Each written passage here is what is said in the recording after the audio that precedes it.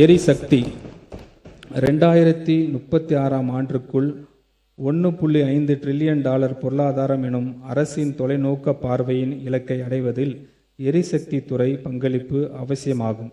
தமிழ்நாட்டிற்கு 2640 மெகாவாட் கூடுதல் மின் உற்பத்தி திறனை வழங்கக்கூடிய உடன்குடிநிலை 1 மற்றும் 800 சிறப்பு பொருளாதார மண்டல செஸ் அனல் மின் திட்டங்களை விரைவாக செயல்படுத்த இந்த அரசு உறுதி பூண்டுள்ளது. சுமார் 8000 கோடி ரூபாய் மதிப்பீட்டில் ETPS விரைவாக்க திட்டம் பப்ளிக் பிரைவேட் பார்ட்னர்ஷிப் முறையில் மேற்கொள்ளப்பட்டு வருகிறது. 5050 கோடி ரூபாய் மதிப்பீட்டில் Vellimalai pumped storage hydro electric project செயல்பாடு ஸ்பீடாக்கப்படும். அதிகபட்ச மின் தேவையை மேனேஜ் செய்வதில் ஆற்றல் சேமிப்பு அமைப்புகளின் பெஸ் முக்கியத்துவத்தை உணர்த்தியுள்ள இந்த அரசு இத்துறையில் தனியார் முதலீடுகளை எளிதாக்கி தமிழ்நாட்டை இந்தியாவின் பெஸ் மையமாக மாற்றும் வகையில் புதிய பெஸ் ஊக்குவிப்பு கொள்கையை வெளியிடும். புதுப்பிக்கத்தக்க எரிசக்தி மேம்படுத்தி தனது எரிசக்தி உத்தியை செயல்படுத்துவதில் அரசு முனைப்பாக உள்ளது. பிரைம் மினிஸ்டர் சூரிய வீடு இலவச மின்சார திட்டத்தின் இணைந்து புதிய வீட்டு கூரை சூரிய மின் மானிய திட்டம் அறிமுகப்படுத்தப்படும். இத்திட்டத்தின் கீழ் சூரிய மின் பலகைகள் பொருத்தும் வீட்டு நுகர்வோருக்கு 1 லட்சம் ரூபாய் வரை மானியம் வழங்கப்படும்.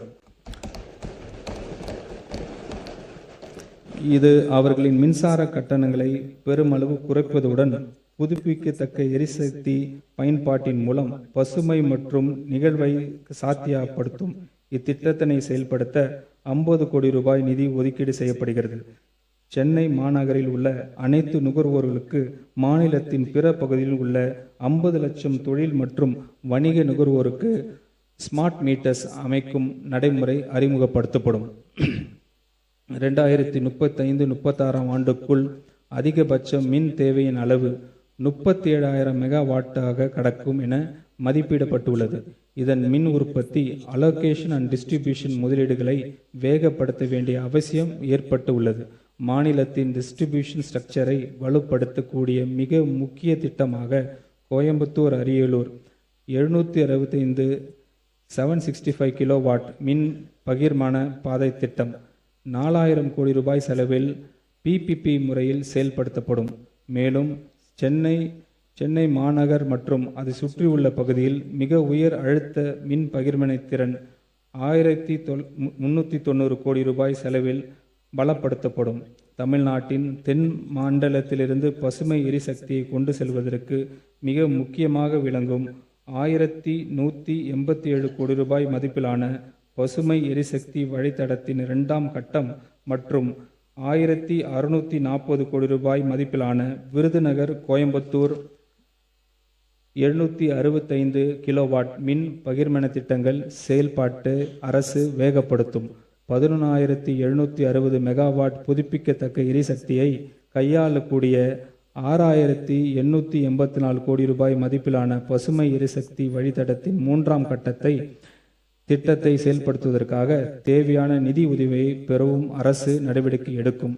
மின் விநியோகத்தை மேம்படுத்தும் வகையில் 1543 கோடி ரூபாய் முதலீட்டில் 178 புதிய துணை மின் நிலையங்களை அமைக்கும் பணி அரசு மேற்கொள்ளும். மேலும் 2000 கோடி ரூபாய் செலவில் 40,000 பழைய டிஸ்ட்ரிபியூஷன் டிரான்ஸ்ஃபார்மர்ஸை படிப்படியாக மாற்றப்படும். மின்சார வாகனங்களின் பயன்பாட்டினை ஊக்கப்படுத்தும் வகையில் PPP முறையில் அடுத்த 5 ஆண்டுகளில் மின்சார வாங்கலுக்கான 20,000 பொது சார்ஜிங் நிலையங்கள் அமைக்கப்படும். இத்திட்டத்திற்காக நடப்பு நிதி ஆண்டில் 50 கோடி ரூபாய் நிதி ஒதுக்கீடு செய்யப்படுகிறது. அடுக்கு மாடி குடியிருப்போர் நல சங்கங்களில் மூலம் குடியிருப்புகளில் அமைக்கப்படும் மின் வாகன நிலையங்களுக்கு அரசு மானியம் வழங்கும். இதற்காக 5 கோடி ரூபாய் நிதி ஒதுக்கீடு செய்யப்படுகிறது. மாண்புமிகு முதலமைச்சர் அவர்களின் அறிவிப்புக்கு இணங்க 2 மாதங்களில் 500 யூனிட் வரை மின்சாரம் பயன்படுத்தும் நுகர்வோருக்கு வழங்கப்படும் விலையில்லா மின்சாரத்தை 100 யூனிட்டிலிருந்து 200 யூனிட்டாக உயர்த்தி வழங்குவதற்காக இந்த திருத்த வரவு செலவு திட்ட மதிப்பீடுகளில் 1545 கோடி ரூபாய் ஒதுக்கீடு செய்யப்படுகிறது.